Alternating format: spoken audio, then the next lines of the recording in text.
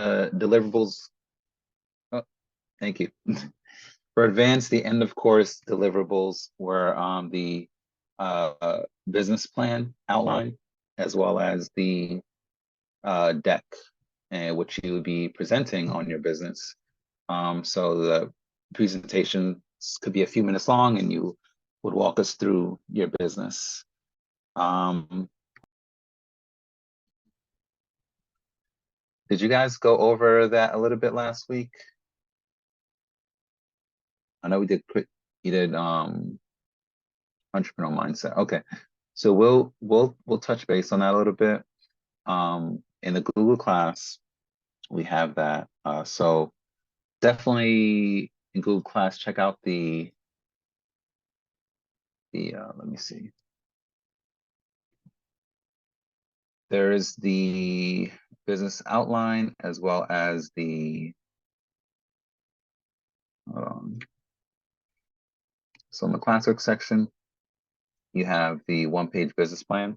So that's what we want to use to just outline your business plan. So we could talk about that in a little bit. We'll circle back on that.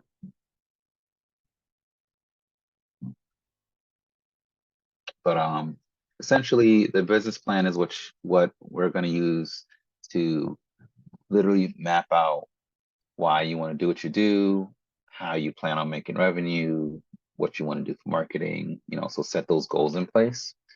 And this is just one template. There's other templates, but this is the one that we'll work through to kind of get an idea on, how you should plan for your business. And then we talked about last week, Tuesday, SWOT. So there's like a little chart down here where you could practice doing your strength, weakness, opportunities, and threats.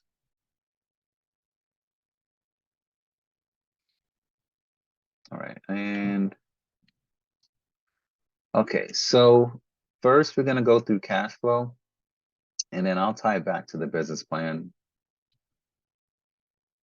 All right, so let me drop the link in here for you guys. So you have, I'm going to kick it off with our Mentimeter. Just drop the link in the chat. I believe everyone is here, so go ahead and click that link.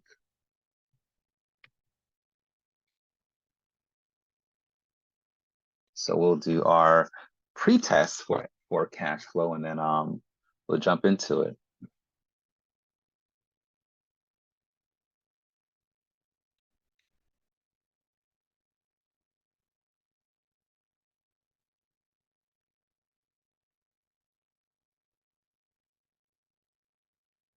I don't know if anyone's having any issues joining the Mentimeter.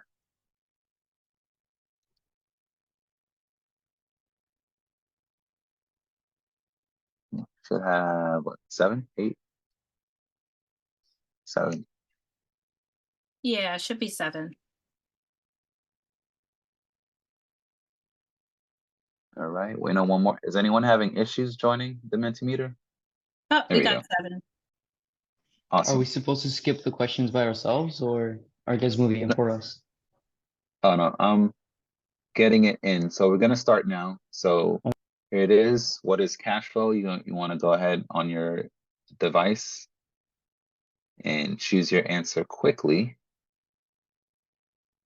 or as quick as you can.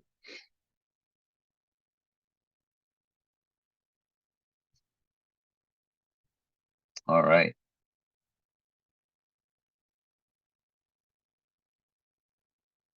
So it's not showing the right and wrong in this one because this is the pre-test. Yeah, for the pretest, it won't show the right and wrong. It'll just show that you participated, and then in the post-test, it'll show it.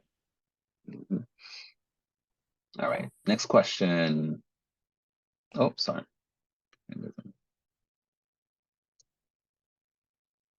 All right, so question number 2.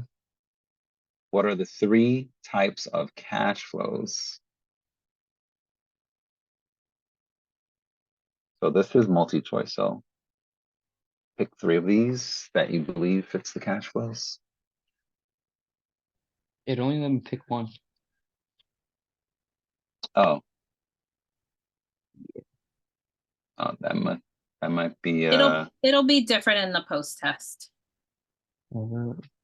technical error. Thanks for catching that. It can't be That was a multiple trick question. choice. It's kind of for the Okay. pretest. It can't be multi-choice for the pretest. Gotcha. Okay. All right, number 3. Ready, set. What do you use to measure cash flow?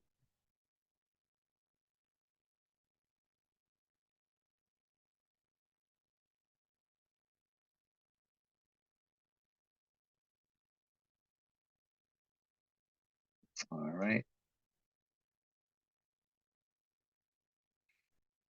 Moving right along. Question number 4 coming at you. What does it mean to have positive cash flow? What does that mean?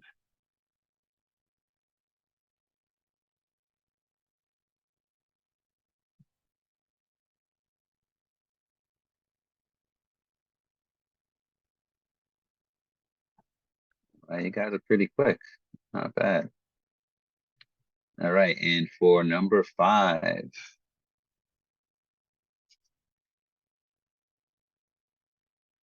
What does it mean to have negative cash flow?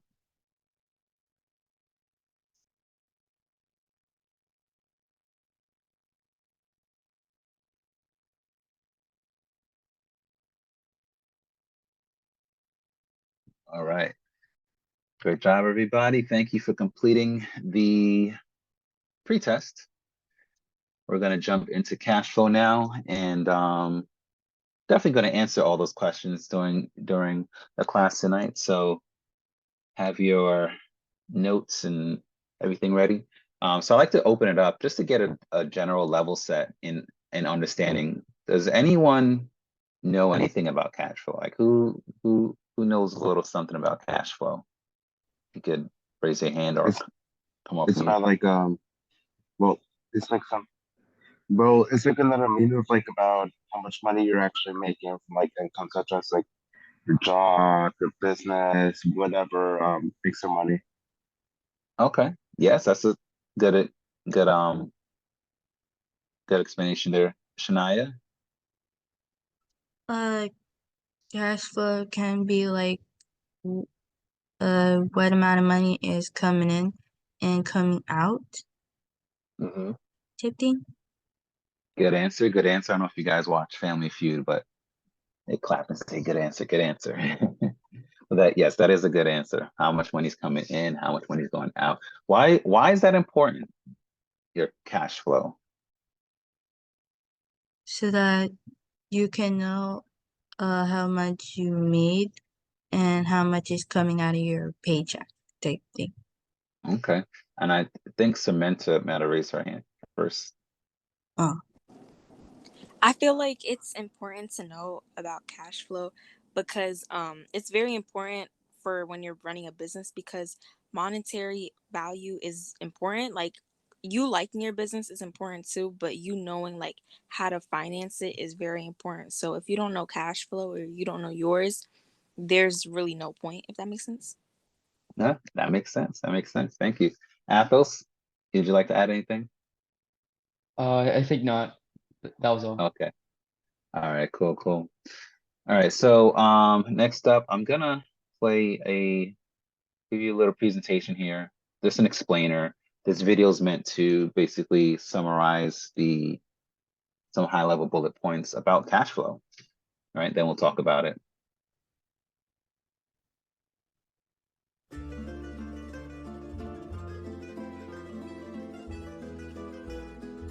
Cash flow refers to the movement of cash into or out of an account, a business, or an investment.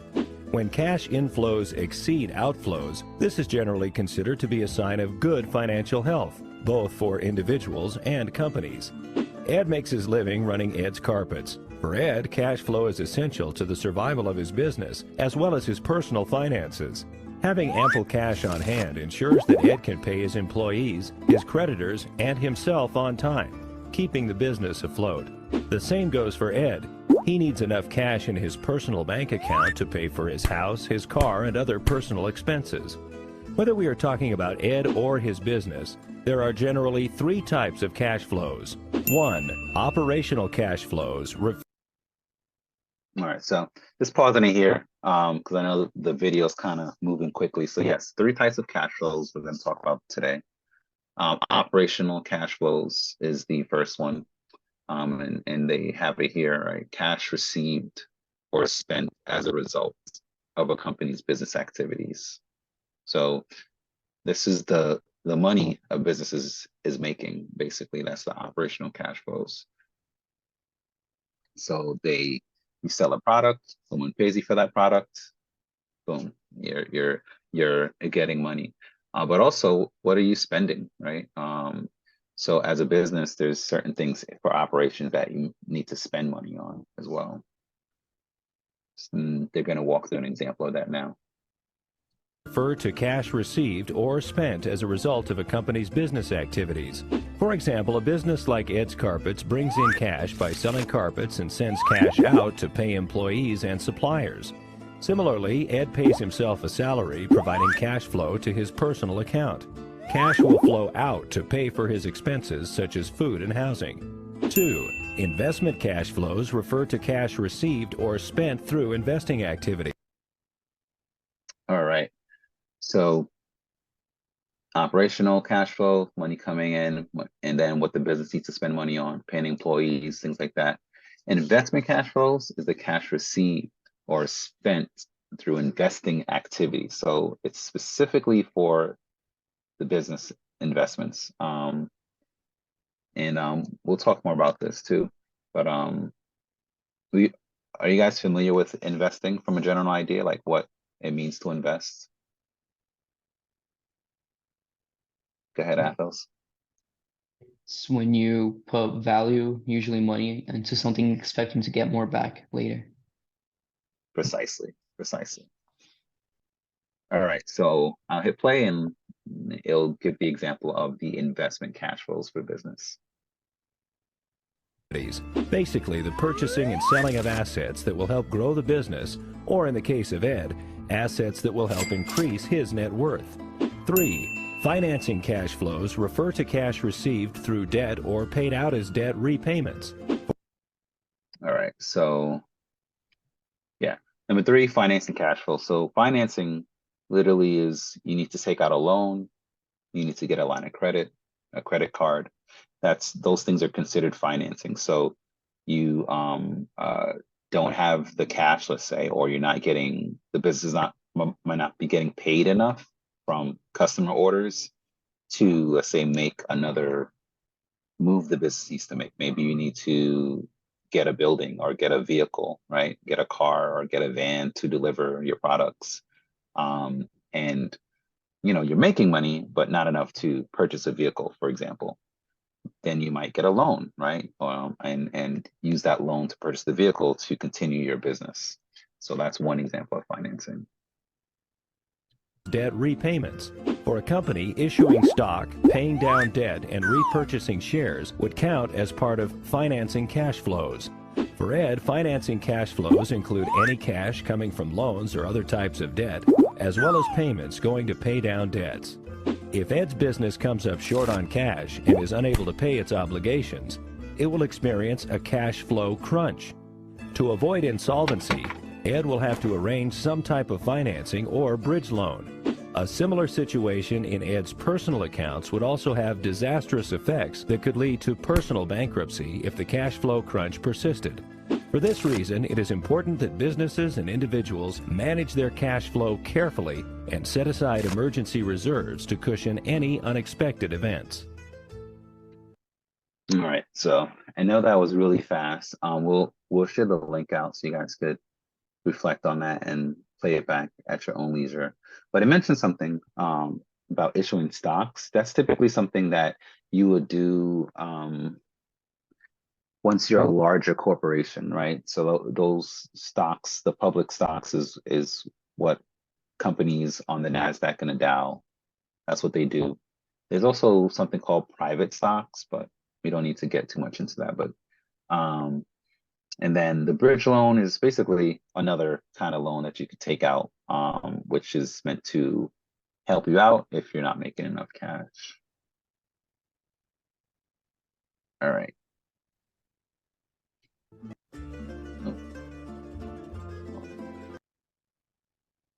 Okay, so kind of a recap here. For anyone that didn't get to finish their notes, cash flow represents the movement of money in and out of your business. Any questions about that? This first point here.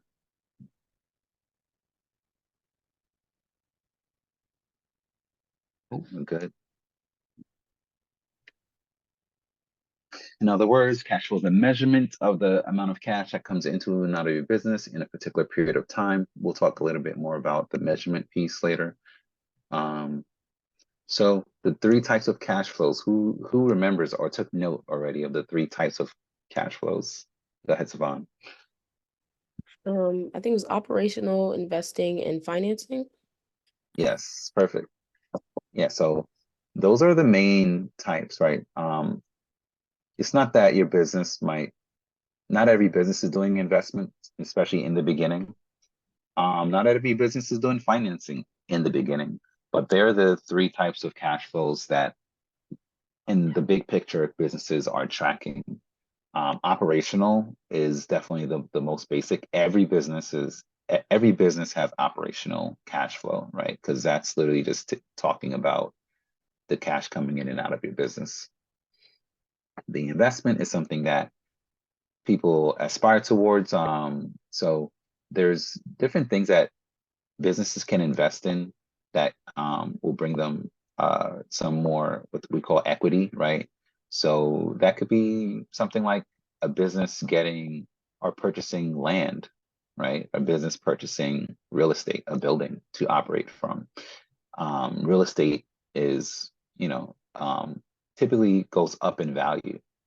And purchasing a building as a business could mean that you might have enough space to rent out a part of that building to another business and generate some income that way. So that's like one example of like how as a business you can invest in something that could generate more revenue for you.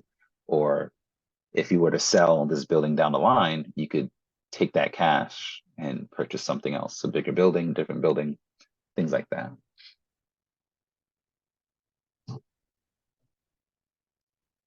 Financing. So financing is literally going into the idea of getting a business credit card or a business loan. So these are slightly different from a personal loan and personal credit cards. Business loans and business credit cards, you would use your business tax ID.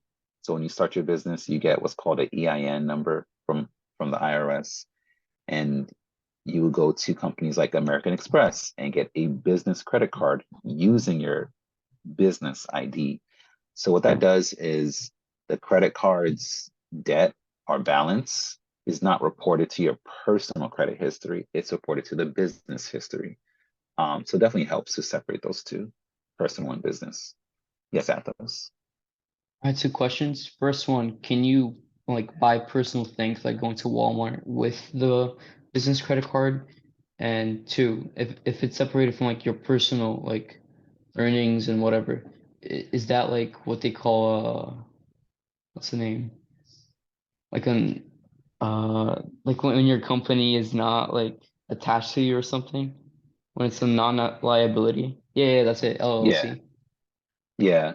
So business credit card, business accounts, business credit cards and everything should be used for business purchases only, right? If you were to talk to a CPA, they would say, absolutely not. You should not be going to Walmart to purchase your personal groceries.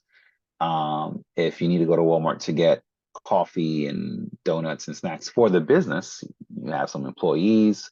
Yes. So the the I guess legal answer is for business meals only. Like it has to be related to the business. If you're working that day, you're getting a business lunch.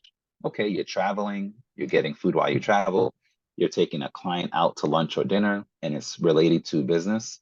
then it's covered. So, there's, it's up to how you report it, I guess, is what it boils down to. Like, was that a business need or not? So only like the company owner can have like a business credit card, or like can they give like copies to employees like buy their own lunch? Good question. They can give it to employees. So typically, small businesses won't give it to employees because then everyone is swiping, even though you could set limits on it. So it kind of depends on the business.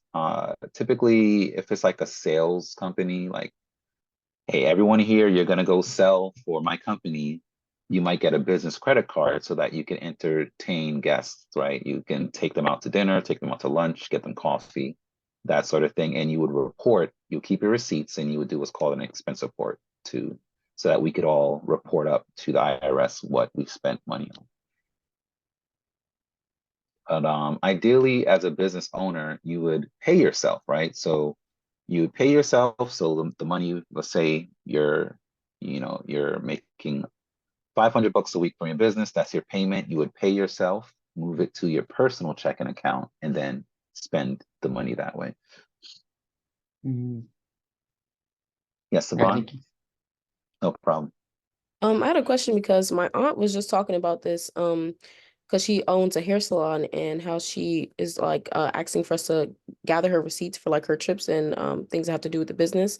So I was wondering when, like you said, you give that to, I guess, the IRS to make sure like they know that you weren't just spending this money on just anything and that it was for your business. Does she get paid back for it, or like is she getting money from them? Like how does that work?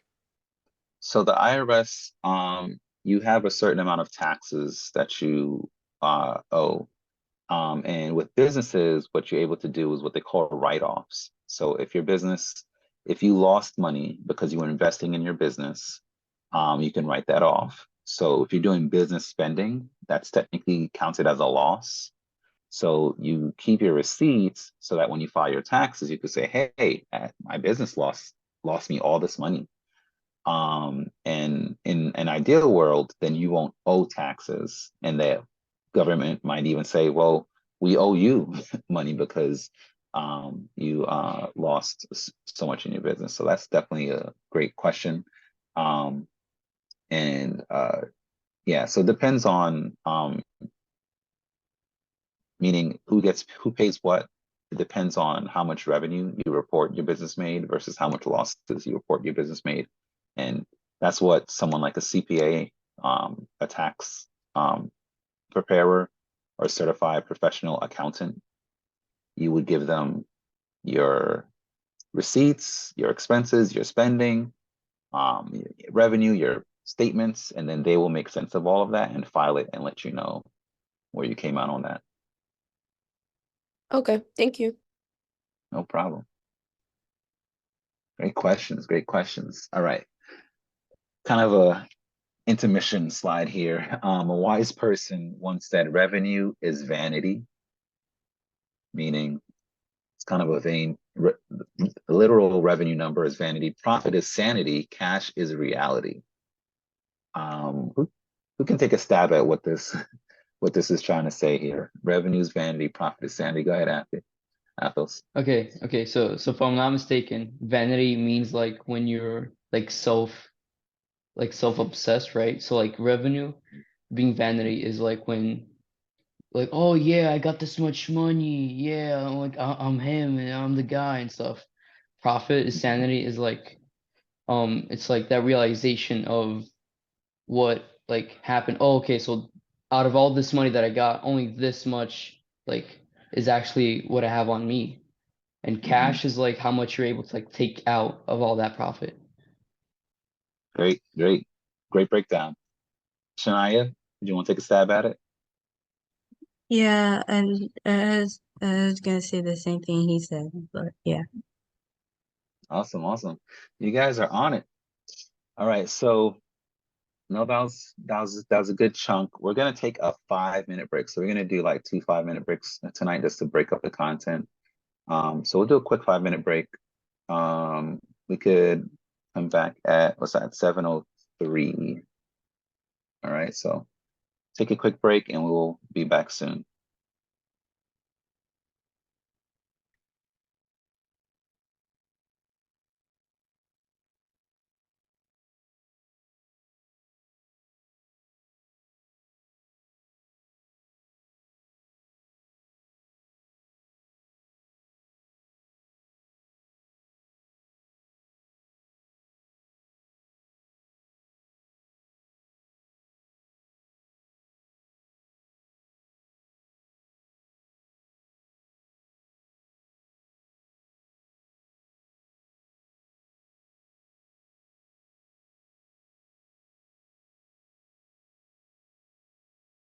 trying to keep up on my water today. Thank you. All right. So we defined cash flow. And we talked about some of the three main forms of cash flows. The larger your business gets, the more complicated things will get. So we're keeping things basic, but as a small business, these are the main three that you'll be dealing with. So now we're going to talk about steps to managing in cash flow, right? So I'm breaking up these steps here. We're going to go through some steps and then look at some examples and go through more steps and look at more examples. So that's going to be kind of how we flow through this next section here. So staying on top of bookkeeping, right? So bookkeeping is recording your receipts, saving your receipts, right? And taking note of your purchases, right? So it's the single best way to understand all the financial transactions in your business, and you can't do the rest of the steps without the bookkeeping. So ways to keep it simple, honestly, is when you're ready to legitimize your business, because a lot of folks might start things before they legitimize. And by legitimize, I mean you file for your LLC at irs.gov, you register your name with your state. Taking those two steps kind of makes you a legitimate business in the eyes of the government, right? So once you do that, you can then use your registration certificate that you get from the state, which all you got to do is pay for it. You just pay the state and they give you a certificate and say, all right, we acknowledge you as a business. You take that, you could open your business checking account, right? And ideally, you're operating your business from your business checking account at minimum. You can wait on your business credit card if you want to wait, but at minimum, you want to have your business checking account. So that's where you're putting any money you're going to invest in your business. You put it in your business checking account. Any money you make from your business, it goes to your business checking account, and you'll have a business debit card, and you would spend for the business with that business debit card, right? So that's ideal, because then when you talk to an accountant, you can just say, well, here's my business checking account, and here's just everything that happened this year. And they could just look through your, with most websites, you could just export a file and you can give that to your accountant and they'll process it all. All right. So any questions about that? Like business checking account and bookkeeping?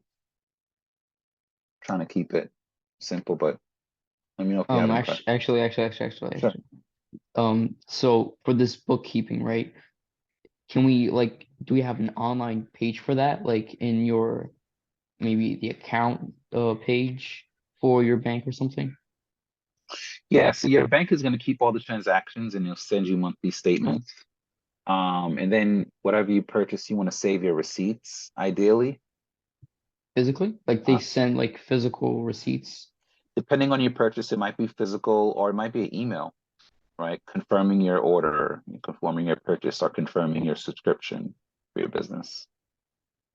That from a high level is a form of bookkeeping. You can use apps like QuickBooks is a very popular one. QuickBooks is a very popular bookkeeping app where you connect your bank account to it and it will track your spending, and then you could put it into categories like transportation, food, bills, right, for the business. So QuickBooks will take that next step and actually create the categories for you. Shania, you had a question? I have a question. It's about the business account. So how do people who run businesses, like small and big businesses, in general, how do they make business bank accounts for their businesses? How do you create them? Yeah. Just Yeah, curious. so first, yeah, no problem. So the first step is you go to irs.gov and you get what's called your EIN, your employee identification number. So that identifies your business to the federal government. And it's free to do that. You literally just go to irs.gov, you choose register for EIN, you choose LLC, you put your name and your address and information in there. You fill out, this takes like 5 minutes. Then you go to Mhm. So do you have to do that online or do you have to do it like in person type thing? Like Oh, not in get the person, business account. online. Oh, And then you go to your state website if you want to register in the state you live in, New Jersey, let's say, yeah. and you pay New Jersey or whatever state. Fun Mm-hmm. fact though, you do not have to register your business in the state you live in. Um, we'll talk about this in at another time, but sometimes there's benefits to registering in other states like Delaware, Nevada, Wyoming, because of the differences in state taxes. But in any case, you register your business and that gives you a certificate from the state. You need that in order to open your business bank account with any bank, Chase, PNC, whoever. That's what gives you the credibility as a business to open your business bank account. Well, thanks. No I problem. just I was just curious, that's why I asked. No problem. This is the place for it. Athos. To piggyback off what Janaya asked, I just wanted to know like are all the businesses and applications and websites created in websites like Shopify, for example, are they legal? Because like they're self-employed, but they're also self-started, right? So like, but it's not like the government approved of it, right? Yeah, they're providing a service, right? So they are registered with the government. They have an EIN and Hmm. and their business bank accounts and everything. So it's definitely legal. And again, this is when you want to do it in a formal way. A lot of people start doing business without filing for an EIN and doing all, but you kind of just miss out on, I guess, the tax benefits. In America, at least, most of the tax breaks and codes are written for businesses. So it's to your benefit to file for your business, register with the government, open your business bank account so that way you can take advantage of the tax benefits. Because otherwise, either way, as a person, you're responsible for paying taxes. Basically, whatever money you earn as an employee, you need to pay taxes on.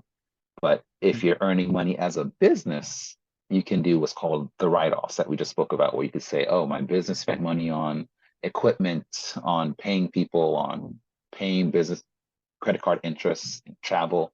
Those all now becomes things that you can write off. So to like make clear of the idea of like write-offs, is a write-off like if I buy like a sandwich for my employees, if I write that off on my tax, right, on my tax report, then am I getting those same $12 back from the government? It's more so reducing your taxable responsibility to the government. So if you have enough write-offs, basically what happens is you just pay way less taxes than you would have had you not write it off. So the government looks at the money you made at the end of the year and they'll say, oh, Athos made $100,000. If you did no write-offs, they're going to tax you on $100,000. Well, let's say you purchased a lot of equipment, you paid people, you did a lot of things, and you wrote off $20,000. Now they're only going to tax you on $80,000 because you legitimately wrote off 20,000 of that. So the lower number just means you're going to pay less taxes and sometimes no taxes, depending on how much you can legitimately write off. Oh, so in that same example, right? In the case that I write off $20,000, do I still like personally have the 100,000? It's just that 20,000 like excused, or like are the These would have been 20,000 actually used? these would have been things that your business had to purchase, so you wouldn't actually have it. So it's just Oh, important to record it and write it off. okay. So like you really are like personally accountable for every single like purchase, right? So like the Mhm. government knows, oh no, you bought that, so of course. Yeah, Oh, yeah. thank you. Great questions. No problem. So you as a business owner could generate your own cash flow statements, or you get an accountant, or you pay an accountant, right? So accountants are providing these services to all business owners and personal individuals.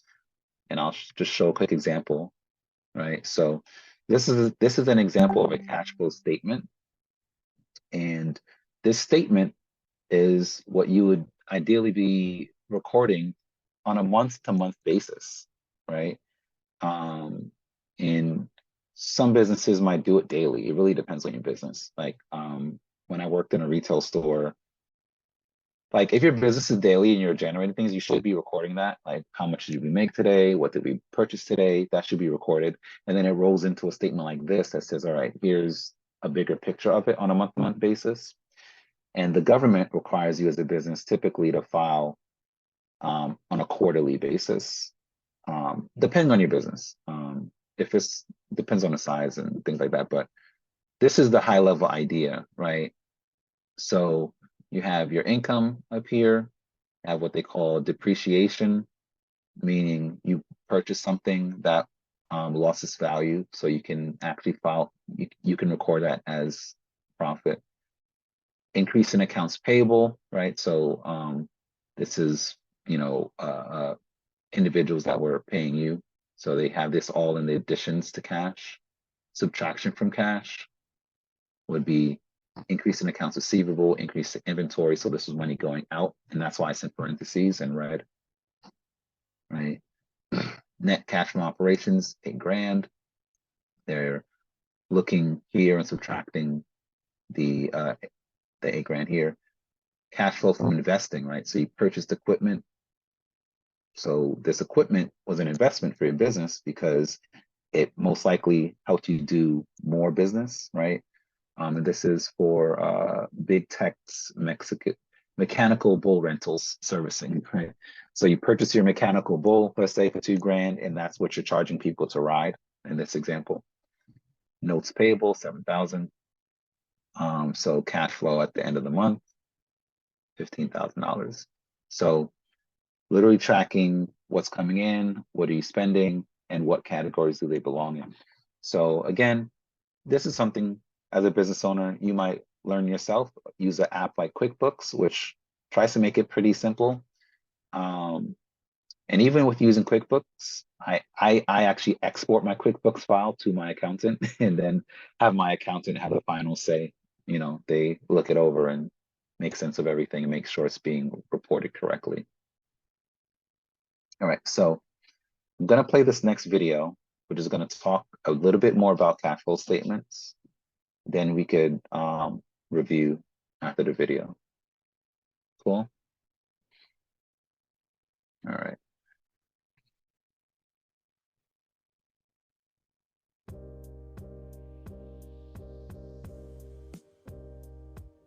Hey, Aiden from Bench Accounting here. Today we're going to talk about cash flow statements. Cash flow is the lifeblood of every business. Even fancy venture-backed startups live or die by their cash flow. And if you're asking, how do you measure cash flow? The answer is with a cash flow statement. In this video, we'll walk you through everything you need to know about cash flow. We'll share a few handy tips on how you can better manage your cash flow, how to create a statement, and how to use your cash flow statement to make smart decisions with your money. So, what is it? Cash flow is a measurement of how much money comes in and out of your business and where it comes from and goes to. When you have positive cash flow, you have more cash coming into your business than you have leaving it, so you can pay your bills and cover some other expenses. When you have negative cash flow, you're spending more than you're making, so you will run out of money to make those payments. Okay, so why does it matter? Well, if your cash flow isn't healthy, you could go out of business, even if you're making more money than you're spending overall. How does that work? Let's say you run a small web design agency. You have 3 full-time employees. They each get paid $2,500 every 2 weeks. You just signed a huge contract to redesign the website for Global Megacorp Inc., which means this year your revenue is going to double compared to last year. The only problem is you're going to run out of cash in 4 months, and your first payday from Global Megacorp isn't for another 6 months, which means you won't be able to pay your employees for 2 months, which means they're going to quit and your agency will have to shut down unless you can scrounge a loan. Theoretically, your revenue is going to double and your expenses are going to stay the same. That's great.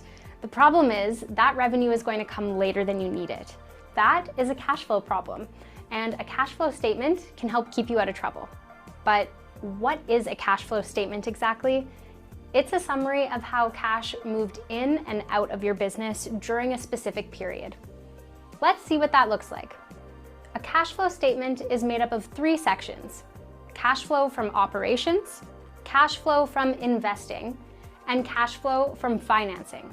At the bottom, you get the total summary of cash flows for that time period. Each section shows how much cash entered and left your business, so you can see at a glance how healthy your cash flow was. If you're looking for a cash flow statement to use or look at, we've got that covered. Download our template in the description below. All right, let's take. All right, I'm gonna pause it there. So yeah, so we're gonna practice that. I want us to jump in here. We're actually gonna practice doing a cash flow statement tonight. So you guys can get your hands dirty with that. But essentially you're tracking, you're doing addition and subtraction and then getting a big sum at the bottom. So she spoke about analyzing your cash flow, right? So take the info from your statements and use it to understand how money is moving through your business. Figure out whether you need to increase cash flow. Usually we always want to increase our cash flow. Relying on credit cards or lines of credits to make end meet, those can be signs that you need to free up more cash flow. Cut spending where you need to, right? We don't want to overspend. So that way you can have money in reserves, right? All right. So here's our example. Didn't break you guys up into teams, but let's talk through this business here.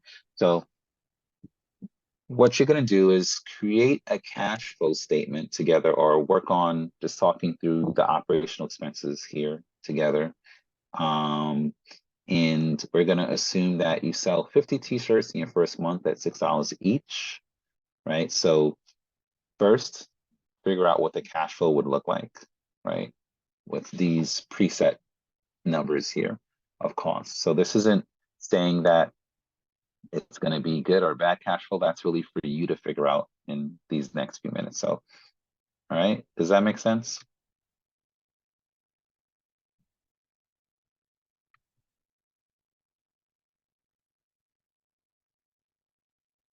Any questions on this? Any cash flow? That's fine. I'm confused by the 4th bullet. It says 200 starting capital raise. I don't know what that means.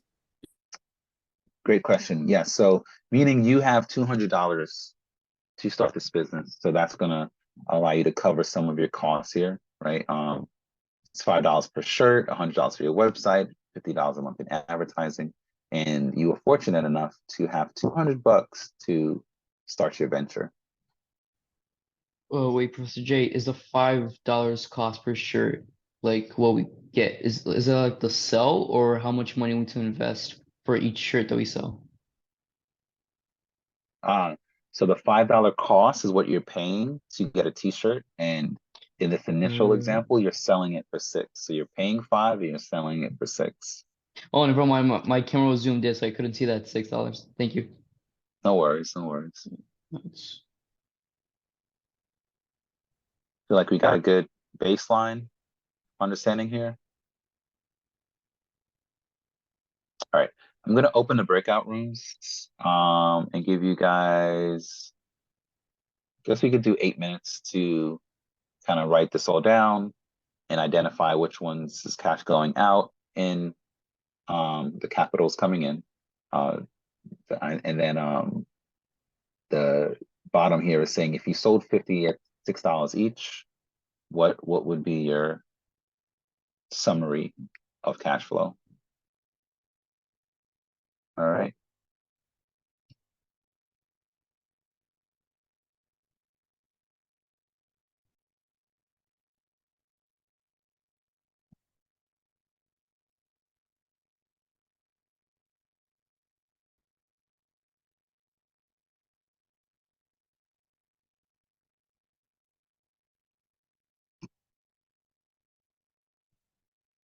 All right.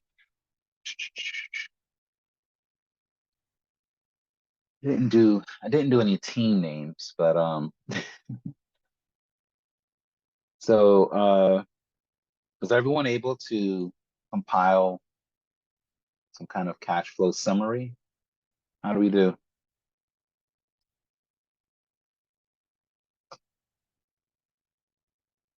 Who wants to share their summary? We'll talk it through.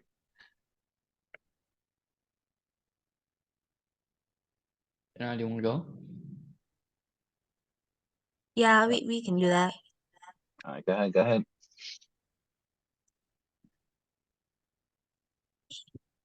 We figured out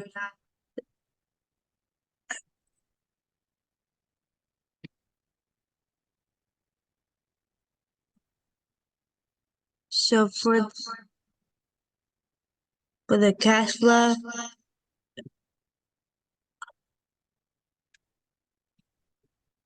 think let's see. We get a little bit of echo. yeah.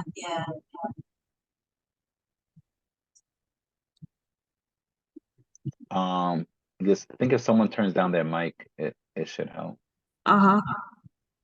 Wait, is it mine? I mean, not mic, speaker. Speaker is Makai in the same room with you? So he's in the other room. Oh, it sounds better now. Yeah. Uh-huh. All right, go So ahead. for our cash flow, it'll be negative 100 because for each month that we spent, selling our t-shirts, we would end up we will lose money. And then if we're losing money, right, then we won't be able to pay our bills for our house and pay money for our business as well. So that means we would end up going bankrupt, and then we have no money left over. Right. So what can be changed in this situation to be cash flow positive? Let me see. I think it would be. I think we can try to change our like the amount of money that we use to start the business, Raise more, start with more money? or maybe, yeah. I don't know for sure what I should change because I haven't thought about that. Okay. Anyone else have any thoughts on what you could change in the situation? Go ahead, Winifred. I think we should change to how much money we're actually uh, wait, how much money the customer are buying with a $6 each shirt. I feel like that's way too low since we're buying the shirt for like $5 and just upping the price to like point one plus one is way too low. I feel like around like $10 or so we'll be able to get more money at the same time. Because it doesn't matter what your starting point is, it's how you're selling your product. Awesome. That is a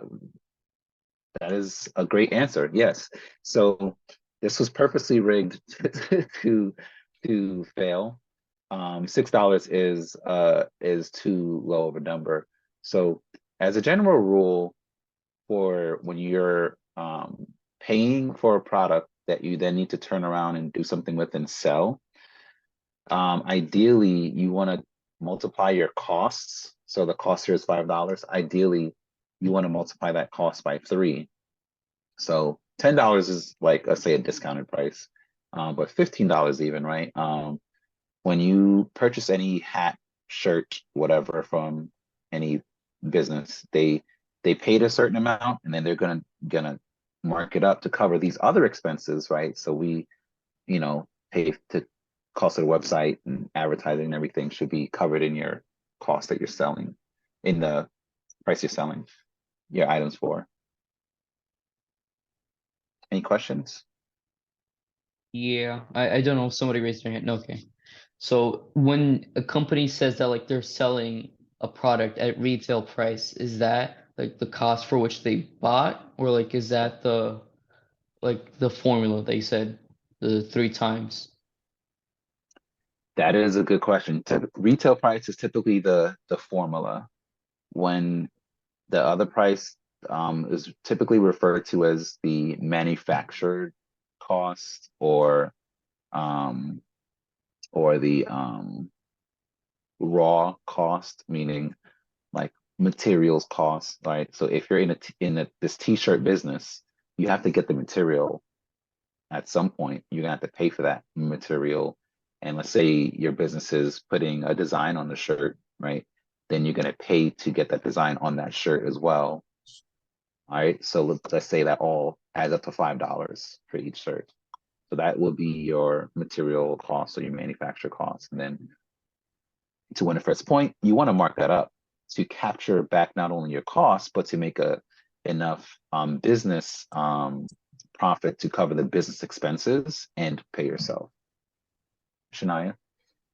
I have a question. So for the materials, like, do you have to add that like into your cash flow, or do you not have to add the material cost for the clothes that you're planning to sell? Everything should be in your cash flow. Everything. Okay. That's how you are able to keep track of your cash flow. Okay. Definitely want to include it in there. I'll do a quick. Just want to do a second. Let me pull this I out. was just curious because I just want to know. That's why I asked. No, that's an excellent question. Mhm. Right. So,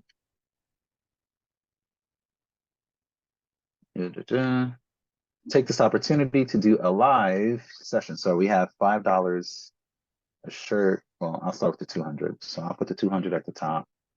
$200, and sorry if this is small. Let me zoom this a little bit. You guys see my spreadsheet?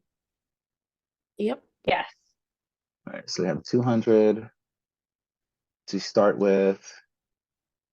This is month 1, right? This is just a quick example here of just crunching the numbers real quick so that we get an idea of what we're doing. All right, so 200's in, 500's coming out. Sorry, $5 is coming out. So let's just say equals sum of this. Oops, sorry. I'm gonna take these and minus. I'm doing it backwards. So basically, I'm gonna have the spreadsheet do some of the work for me. So I'm gonna take the 200, subtract these from the 200, and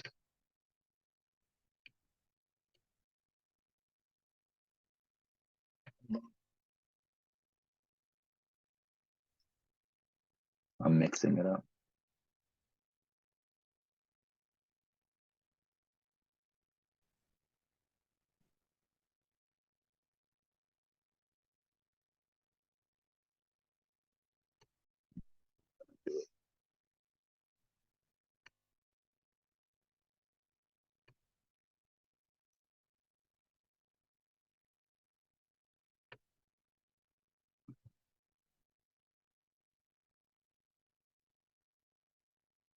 All right, so we have that. We can change. Wait, so you did subtraction or addition? Yeah, I'm also Like, confused. Yeah, I'm gonna explain it.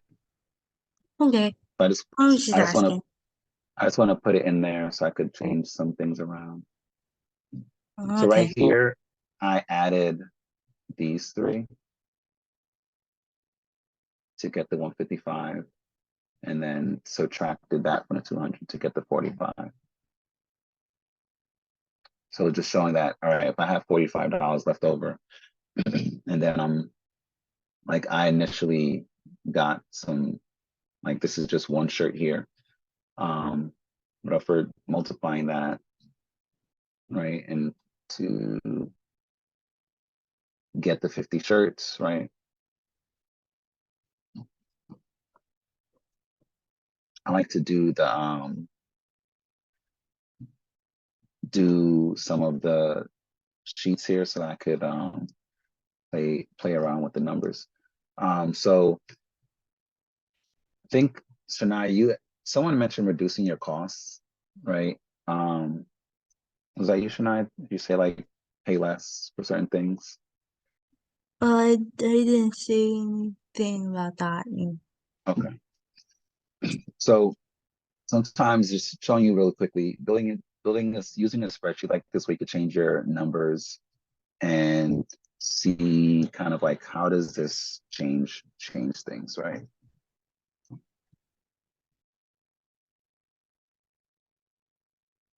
So another thing is playing around with your costs, right? So say like, all right, instead of paying somebody $100, maybe I don't pay anyone and I figure out how to build a website myself.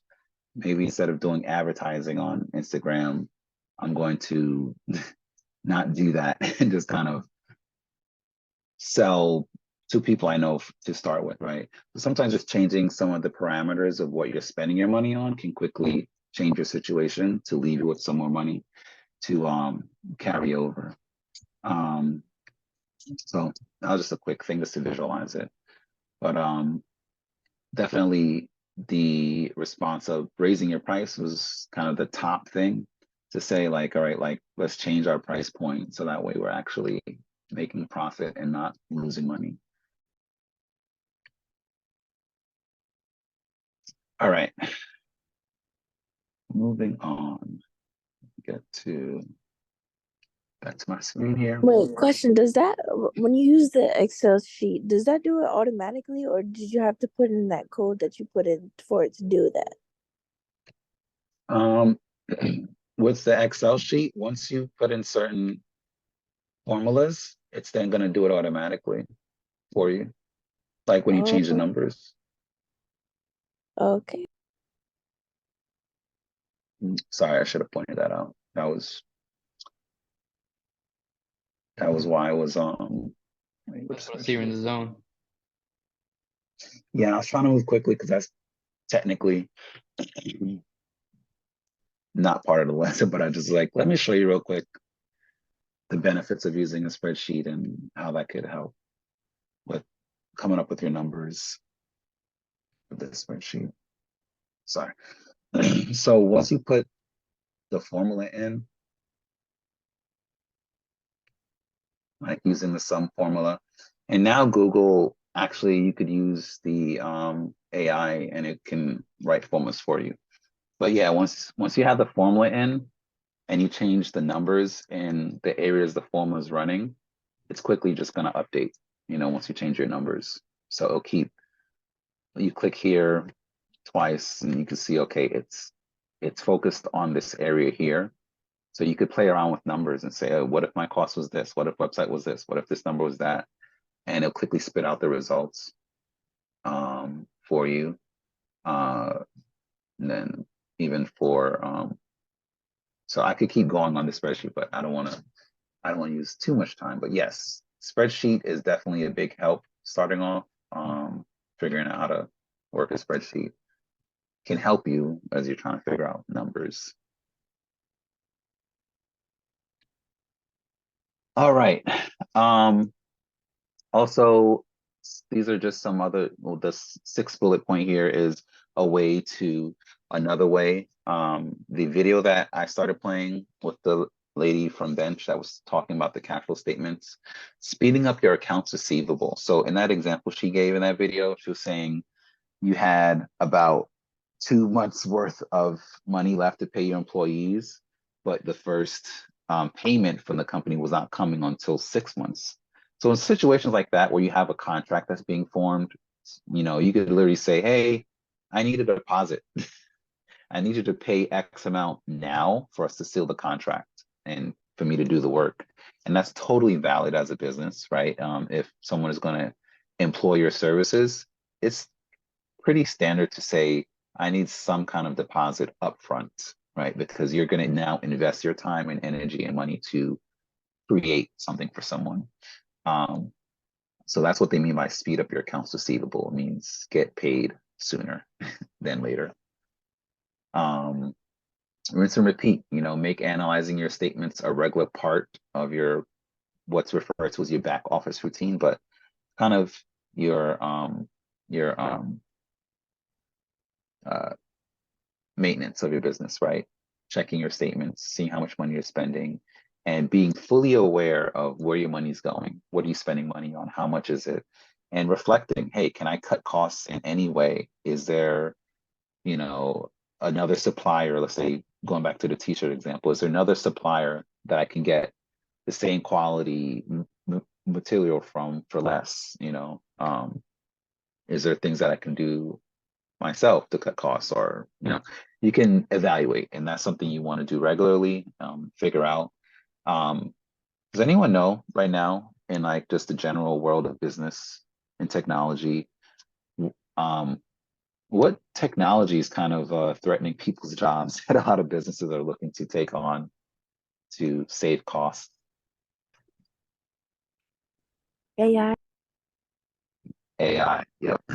So good for business owners in a sense if an AI tool can legitimately do the work and save you money.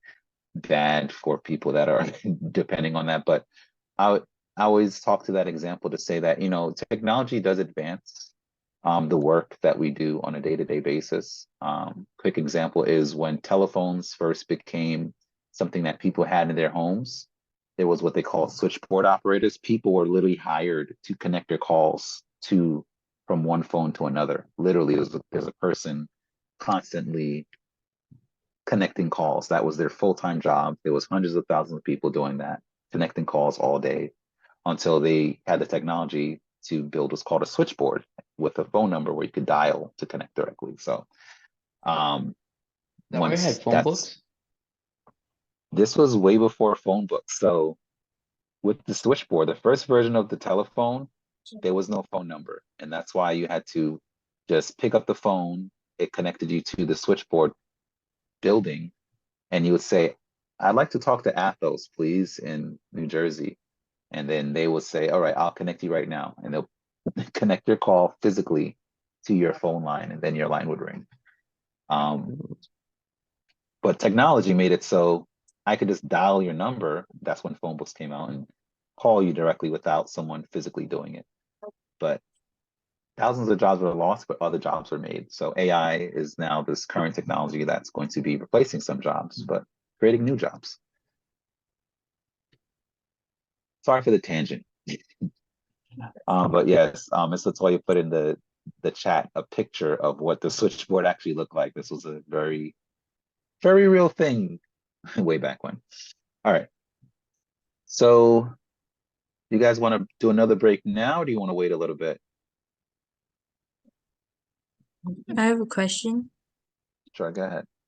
So, like, I have a question. So, like, do we have to, like, actually, like, write our cash flow statements and stuff to see how much money we're making and see how much money we're losing, like, by ourselves, like, do it on paper, or do we, like, need to have an accountant do it or something like that?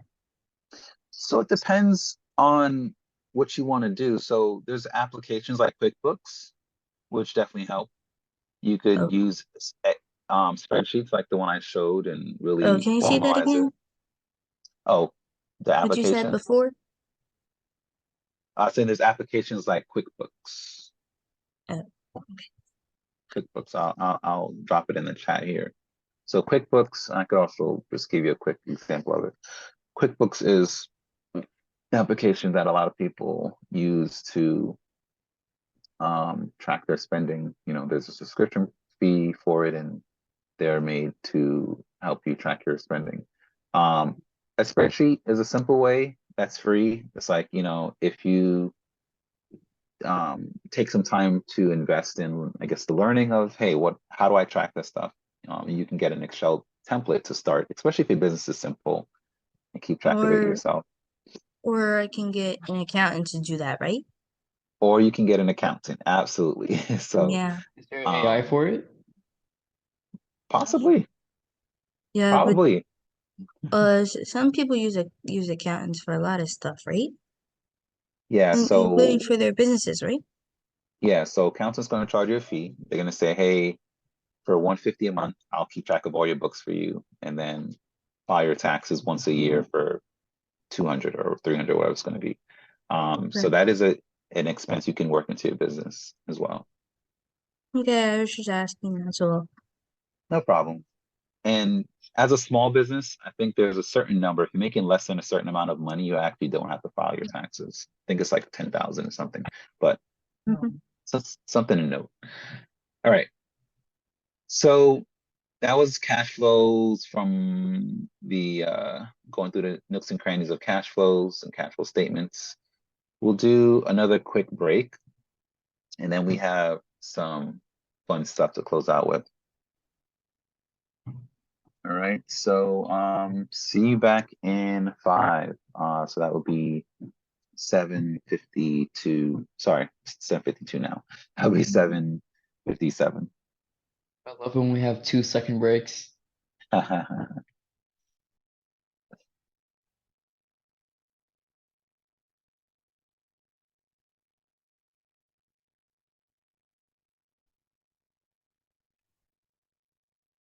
All right, all right. Welcome back, everyone. All right, so I do have one last section of instruction to go through here, and then we're gonna have some fun.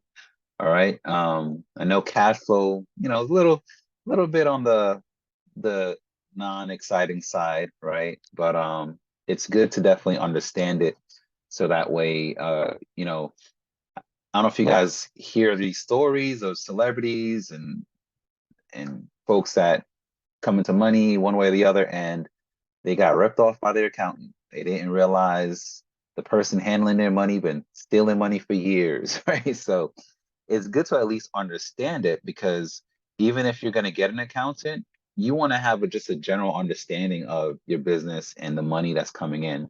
You want to be able to sit down with your accountant and have some kind of awareness of like, what are they saying and does it actually make sense? So it's good to understand it from a high level. All right. Cash flow quadrant. So there's this gentleman, I always blank on his last name. He's the author of Rich Dad Poor Dad. I think his name is Richard. God, if I can know his name, I'll get his proper name. But he talks about cash flow quadrants. This is another book that he has. And so who heard the term before, having multiple channels of income? You guys ever heard that term? Yes, I have. Samantha? All right, could you give some examples of that? Like some examples of having multiple channels of income? Like you can like for income you can have like more than one business in a sense. Having Or more than one business is one way. Yeah, or you can have like more than one job to do and like side job or like in other words, another we can say like a side job is like if right, you have a freelance job as well right, too, right. Samantha, which is like another way you can make money. yes. Yeah. Thank you, thank you. Samantha, did you want to add to that? I was gonna say like you can do Airbnb or like rent or have another job part time on top of what you already do. Absolutely. So let's walk through some examples here. I'm going to use this guy, which I believe everyone knows LeBron James, right? He's still relevant. All right. He's a legendary basketball player, right? Legendary already? No. Just kidding, it was a joke. No, he's done it, right? So LeBron James, we're going to use him as an example to talk about cash flow quadrants. So 4 ways to produce income, right? So this is going to touch on a couple different things that you mentioned, Shania, and you as well, Samantha. The challenge with having multiple channels of income often is time, right? You're one person. So it's finding ways to use your skill set, your passion, and your time, and get into different cash flow situations. So an employee is the first quadrant, right? So you work a job, right? For a lot of people, your job is your first quote unquote business partner, right? You're literally trading your time for money, right? And also, just so you know, for most jobs, even the smallest ones, you can negotiate that starting salary. So if they say, hey, Devon, we want to hire you here at, I don't know, the Apple store for $12 an hour, you might say, yeah, that sounds nice, but how about 15, right? You guys should definitely always negotiate your hourly rate if you're going to go into any kind of first job, because they're never going to give you their highest number to start with. But in any case, as an employee, yes, you're trading your time for money. Someone's paying you hourly or paying you a salary. The difference between hourly and salary is, for retail workers especially, they get paid hourly. So if you don't work, you don't get paid. If you work 4 hours, you get paid for 4 hours. You work for 2 hours, you get paid for 2 hours. With a salary, you agree to a yearly amount and you just get paid as long as you're employed a set amount of money, because they just divide it over the year. Any And questions about that? yeah, I was gonna say something. Sure. Like what if let's say I worked at a famous restaurant and I worked like let's say I worked like more than 12 hours plus like the hours that I chose to work overtime. So that means I'm making extra money. Well, Right? it depends. It depends on your employment agreement. So let's say someone's offering you a job, you do want to ask those questions. Is there overtime pay? What is the base pay? You know, so for restaurants, typically you, as let's say a server, you don't get a high base pay because they expect you to make your money on tips. And then if they have overtime, which you have to verify, sometimes overtime might be double your base pay, sometimes triple, sometimes just time and a half. So that's something that's possible, but you definitely need to verify that when you're accepting a job. Okay, I was just asking. No problem. That's a great question. Any other questions about being an employee, trading your time for money? All right. I'll move on to the second quadrant here. So the second quadrant they have is business owner. I like that the saying it said I didn't hear what when you it said, said Makai. being an employee Mhm. consists of trading your time with your money with the money. I like that saying. Yeah, yeah. Yeah, because there's nothing wrong with that. And oftentimes that's where you're gonna get your first amount of money to save up to do something else if you want to become a business owner, right? So business owner means you own a system that works for you, right? So you're not necessarily doing the work of the business. Some business owners are, right? They're in there running the pizza shop, making the pizza, right? And serving customers and taking cash. But ideally, as a business owner, you want to own a system and you want to employ people and have them work for you. So LeBron James, he owns a Spring Hill company, and I didn't read the last part, but we all know he's employed as a basketball player for the NBA. That's his main job. But he owns Spring Hill Company, a conglomerate business that has over 100 employees. People work for him to ultimately make money. So Spring Hill Company has movie productions and marketing and advertising all under that umbrella of Spring Hill. So as a business owner, that is the ideal, right? You don't want to go into business believing you're going to work every role, you're going to do everything. No, no, no, no. You want to figure out, how do you create a system to accomplish what you want your business to do and generate money so that you can pay employees. So that's the goal of a business owner. And that's the second quadrant. Self-employed, you own a job. So this is the one where you are employing yourself, right? So the amount of active work you do determines your income. So they wanted to make sure it's a separate mindset from a business owner from being self-employed, right? Both of them are independent, both of them could be entrepreneurial, but self-employed means you are doing the work, right? So like if you're providing a service and this business is running by you providing that service, you're self-employed. If you have employees and each employee has a role to run the business, you're a business owner. So LeBron is self-employed as his own entity when you think about it from that standpoint of his work as an endorser or brand ambassador, right? If he shows up to do a commercial for whomever, right? That's him working in his self-employed role, speaking engagements, acting, Space Jam, New Odyssey, right? That's self-employment work, right? So his income in these roles are dependent on his activity. Then the fourth quadrant, investor, right? Money works for you, right? You own investments and you let your money work for you. So that could be something as straightforward as investing in stocks, right? Putting money in a high yield savings account. A savings account is probably the safest way to invest, right? You go to a bank and they say, hey, we'll give you 5% interest on your money for putting it in this account, right? But if you want to get more return on your money, you might get into stocks. And similar to having an accountant manage your cash flow statements and everything, you could have a certified financial advisor. If you go to Chase, you can say, hey, Chase, I have $10,000 and I want to invest it. I have $5,000 I want to invest it. And they will advise you on where to invest your money.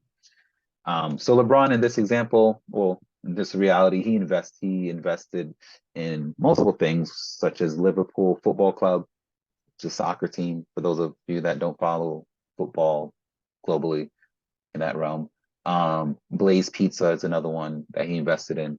And when you invest in that way, like you're investing in other businesses, you usually are getting a profit share back from the revenue that business is making.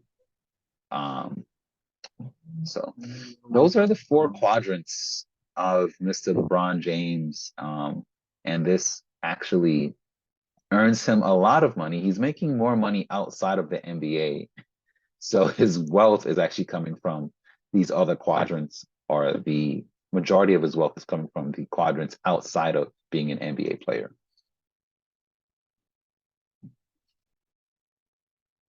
Any thoughts, questions about these four cash flow quadrants?